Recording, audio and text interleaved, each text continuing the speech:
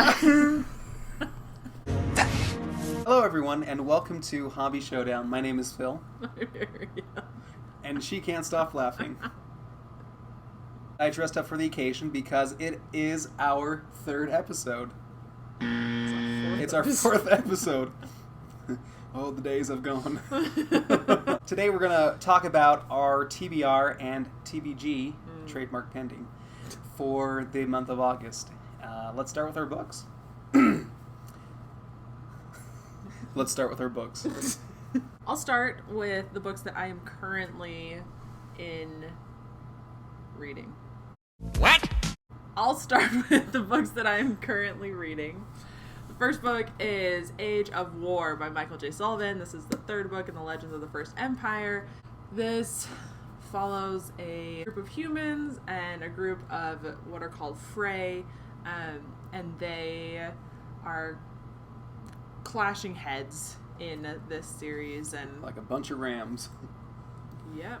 I can't tell you much about this third book because it is the third book, but I have been really enjoying this series and I'm excited to continue. Also started The Tennant of Wildfell Hall by Anne Bronte. This mysterious woman and her son move into the neighborhood, and she's not overly friendly, but everyone is trying to get to know her, and then this man is just kind of, he's like writing a letter to a friend or something. But I am not very far into this book. So far I've been enjoying it. It's had a really interesting narrative on how to raise young men. So next I am reading Obsidio, which is the third book in the Illuminae Files series. I did finish the second one and just quickly wanted to jump right into the third, so it has been really good. It's really amped up and I'm excited to see how it concludes. It is written in mixed media, so I think I said this before, it looks impressive, the page length, but it reads very quickly because some of the pages are like that. No, Spoiler. Last book that I am currently reading is The Jasmine Throne by Tasha Suri. This book has been phenomenal. I've been really enjoying this. So this was the book that I was talking about in our July TBR that's like the new release. It's like, yes, I'm finally going to be on top of things. So it's like, I better pick this one up first. We have a princess of this land, and then we have a maidservant. And it doesn't give you a ton of details on the back, so I want to try and keep it kind of vague for people. But basically, these two women are fighting for their freedom, and they kind of get together and fight with each other on the same team. In the month of August, I do want to finish Age of Empyre. This is the sixth book in the Legends of the First Empire series, the same of which Ariel is reading. I am over halfway done, almost. You are. Well done. I am approximately 72% of the way done, that's based on my observation, and it is fantastic. I think I love endings in books. They are among the criteria that I use to rate them, personally. And I think the way that this whole series is wrapping up is fantastic, so I think you're going to enjoy it. So you love endings. That's how you rate series versus the people who rate their series based on middles? Sure. Don't you?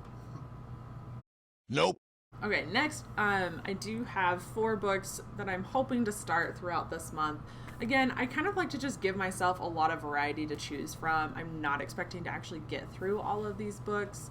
So the first book is Wuthering Heights by Emily Bronte, which, as I mentioned in our last video, I've kind of been wanting to read books by each of the sisters back to back to kind of just compare and contrast and just, I don't know. Yeah. It sounded like fun for some reason.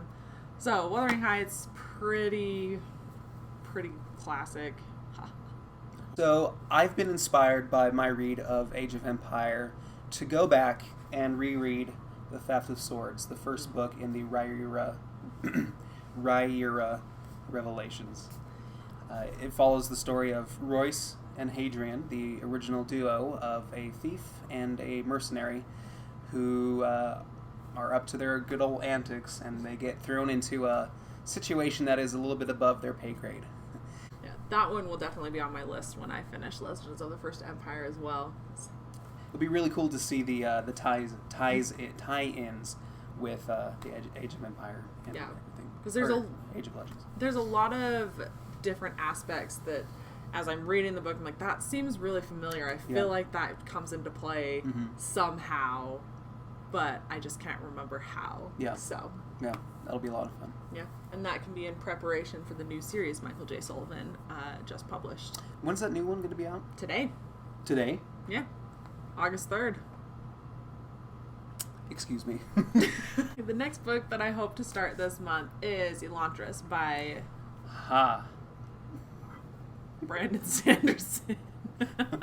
This is actually not the first published work of Brandon Sanderson, but this is the first novel that he wrote.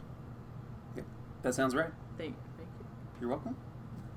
I don't know a ton about this book, but I do know that there is a marriage that is supposed to be taking place to kind of seal a political alliance, but when the princess arrives, the person that she is supposed to be marrying is dead. The next book that I would love to read, I probably will read this physically after Age of Empire, is The Sword of Kaigen by M.L. Wong. The story intrigues me because, as you've told me, it's a mix between Avatar and something else. Poppy War. Poppy War, right? I'm looking forward to checking the story out. Everything that Ariel has told me about it is fantastic, and enough so that I am intrigued to pick it up myself. So, yeah, it was a really, really good book. Okay. 2,000 years later. That's all I have to say. Okay, my last two are books that were on my July TBR, but I didn't have a chance to start yet. And so the first one is Foundryside by Robert Jackson Bennett. I poorly described this last month, and I will continue to poorly describe it this month. So... Setting yourself up, Ariel. I still don't know anything about it. So in this book, we follow a thief, and she is very well adept, I believe, at the brand of magic that is in this particular world, which, if I understand correctly, is convincing objects to do things, right, or something like that. I don't know. I thought it sounded interesting. It went around book 2 for a while. This is another classic, Ariel picking it up much later than everybody else's book. So I think there's something to be said for doing that. You wait for the dust to settle, see if it's a good book, and then you actually pick it up. And, therefore, it's time well spent. That's how I see it. Sure. Time well spent is time pocketed forever. So, surprise, I do have another book on my TBR that I, in the 5 minutes before we started recording, couldn't find anywhere here, but I'm sure we own. And it is the first book in the Witcher series. We do own that. It's called The Last Wish by Andrzej Sapkowski. I'm sure a lot of people know what The Witcher is, whether you've seen the show or have played the video game or read the book. But the first book, called The Last Wish, follows The Witcher through, I guess, a series of events. It's not like a linear story. It's more like the Arabian Nights. Yeah. Where it's just a bunch of different stories. Collection of stories, and introducing The Witcher and who he is and what he's like. And so I know that Ariel has read a few of the books in this series, and I've always all but 2. Oh, cool. And I've been interested in reading that, so I will start with the audiobook. I do like the narrator for that one too. Mm-hmm. Yeah. A book is elevated even further from the page itself if you have a really good narrator. It's very true. Yeah. So I'm looking forward to that. Last book for me is Malice by John Gwynne. I still know nothing about this book. So it looks like there's 4 characters that it follows. It's like the most generic book description I've ever heard. I don't know anything about this book. I really don't. But I kind of like that. I don't know. It's hard because I feel like a difference between books and board games. What? I'm sorry about that. You scared me. I thought you were having a seizure. I had a jolt of revelation. Okay, go for it. The thing with books and board games, I feel like you need to learn almost as much as you can about a board game before you play it. How does it play? How long does it play? What type of theme and what type of mechanics do you have? Versus a book where if you learn too much about a book, it kind of spoils it, right? And you don't want to read call those spoilers. Well, and I don't know that I necessarily agree with you. What don't you agree about? About the games. I don't often go into games knowing like the mechanisms or interesting things about it. I just kind of play them. Okay, that's fair.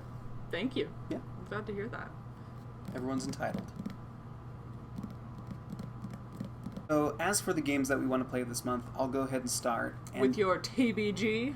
TBG! The first game is my favorite game of all time, is Agricola. So I've been playing a lot of Agricola on Board Game Arena, which is in beta right now, and so you can hop onto a game without having someone to invite you. And so it's made it a lot easier to play for someone who doesn't pay for the premium access. And it's gotten me re-excited about Agricola so much.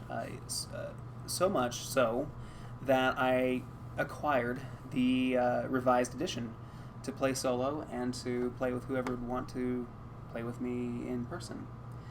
But why are you looking at me? I do not. One day. No. Mm-hmm. But last week I got a gift card from work, and I was so happy to find this on Amazon. Agricola, Farmers of the Moor. This is, I think, the first expansion that was released for Agricola.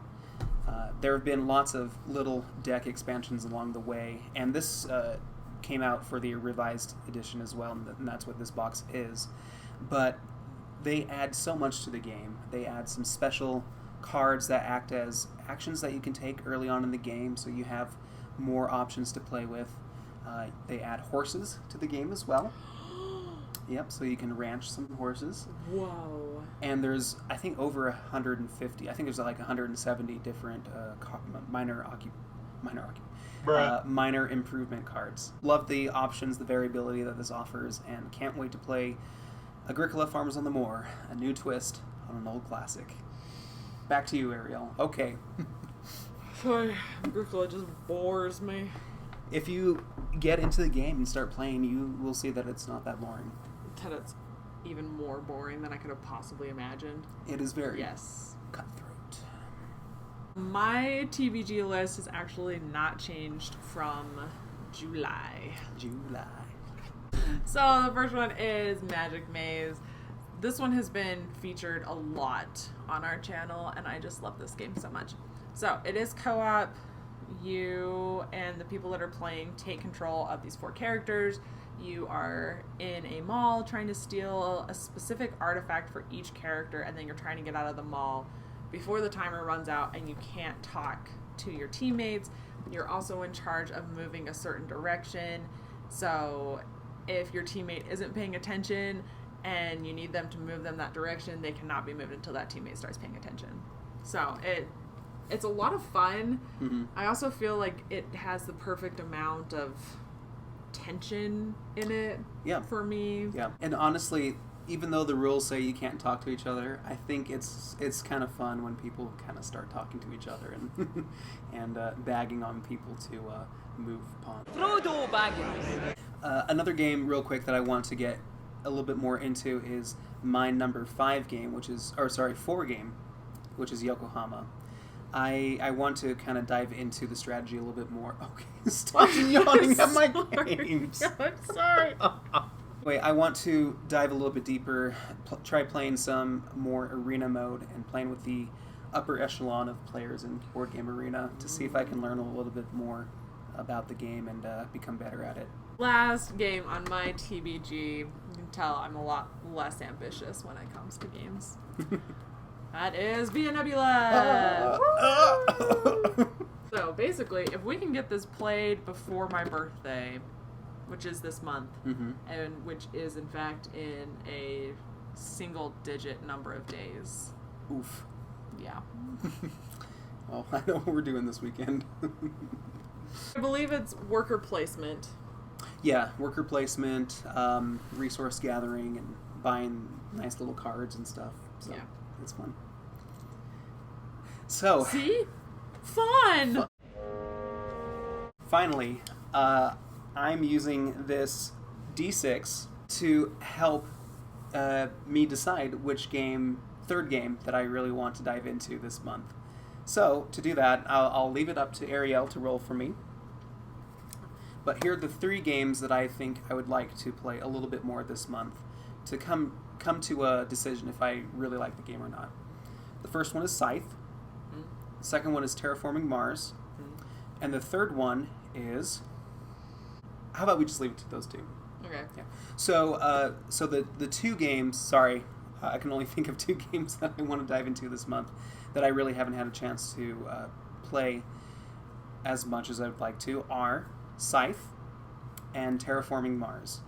So, with this D6, I would say 1 through 3. Thank you. 1 through 3 would be Scythe. 4 through 6 would be Terraforming Mars. So, roll away and tell me what I get. You're blind. You know you wouldn't be able to see the number anyway. Oh, that's right, Leo. It is a 4! Oh, Terraforming Mars. All right, I'm excited. I'm excited about that. So, I've got the app. I will give a few games a shot against the AI and let you know how it goes. I can't wait. Thank you so much for watching. Leave us a comment down below and let us know what books you're planning to read this month and or what games you're planning to play this month. Like and subscribe, and we hope to see you in the next one. Bye. See ya.